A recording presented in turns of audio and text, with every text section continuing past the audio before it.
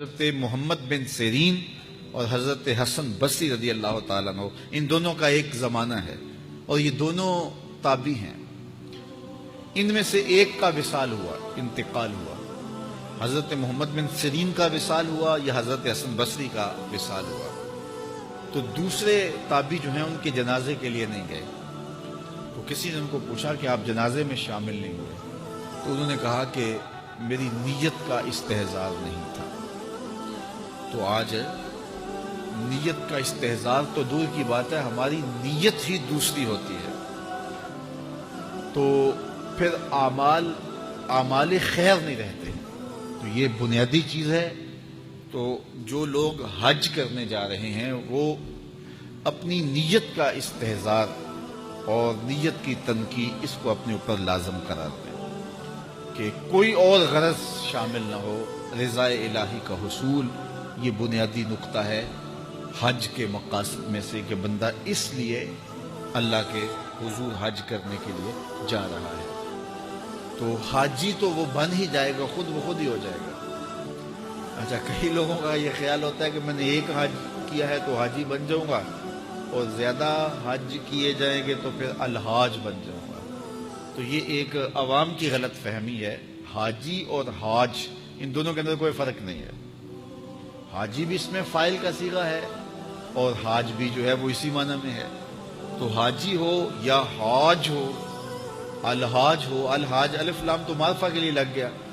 تو اس سے یہ جو لوگوں کے اندر غلط فہمی ہے کہ حاجی ایک حج کرنے والے کو کہتے ہیں، اور الحاج کئی جس نے حج کیے ہو، جس نے فلاں تو الحاج ہے، جس نے بہت سارے حج کیے۔ تو ایک حج کرنے والا بھی الحاج ہو سکتا ہے اور متعدد حج کرنے والا بھی حاجی ہے۔ جس طرح ایک نماز پڑھنے والا بھی نمازی کہلا لیتا ہے اور روز نماز پڑھتا ہے وہ بھی نمازی ہے، تو اس کے لیے کوئی الگ سے لفظ نہیں ہے۔ اور بعض لوگوں کا یہ خیال ہے کہ جو جمعۃ المبارک کے دن حج آئے وہ حج اکبر ہوتا ہے اور باقی شاید چھوٹے حج ہوتے ہیں۔ تو یہ بات بھی غلط فہمی پر مشتمل ہے۔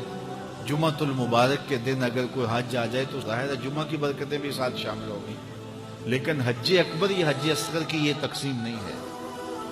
عمرے کو حج اصغر کہا گیا اور جو حج ہے اس کو حج اکبر کہا گیا۔ تو ہر حج یہ حج اکبر ہی ہے، اور حج اصغر العمرہ وہ عمرہ ہے۔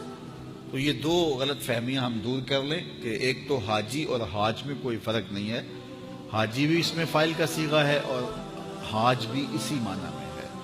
تو اگر کسی کو یہ شوق ہو کہ میں نے زیادہ حج کیے تو میں الحاج کہلا لوں گا، تو وہ جناب ایک سے بھی لکھ سکتا ہے۔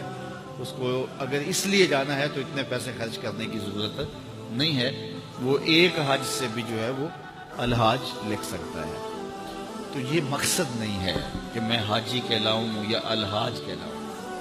اگر یہ مقصد ہو گیا تو پھر یہ ساری کی ہوئی محنت ضائع چلے گی۔ مقصد رضائے الہی کا حصول ہے۔ اللہ تعالیٰ جل شانہ یہ نصیب کرے، اور یہ حج کے بنیادی مقاصد میں سے ایک مقصد ہے کہ اللہ کی رضا کو حاصل کیا جائے۔ فرمایا تمہارے گوشت، تمہارے خون اللہ کو نہیں پہنچتے۔ یہ جو تم قربانیاں ذبح کرتے ہو، نہ تو خون پہنچتا ہے نہ تمہارا گوشت اللہ کو پہنچتا ہے۔ گوشت تم خود کھا جاتے ہو، خون نالیوں میں بہہ جاتا ہے، تو پھر اللہ کو کیا پہنچا؟ نہ تمہارا خون پہنچا، نہ تمہارا گوشت پہنچا، نہ تمہارا پوست پہنچا۔ فرمایا اللہ کو تمہارے دل کا تقویٰ پہنچتا ہے۔ تو یہ نیت کے فرق سے عمل ہوتا ہے، یہ بات ذہن میں رکھیے گا۔ ہجرت جیسا عمل کتنا بابرکت عمل تھا، کتنا خوبصورت وظیفہ تھا،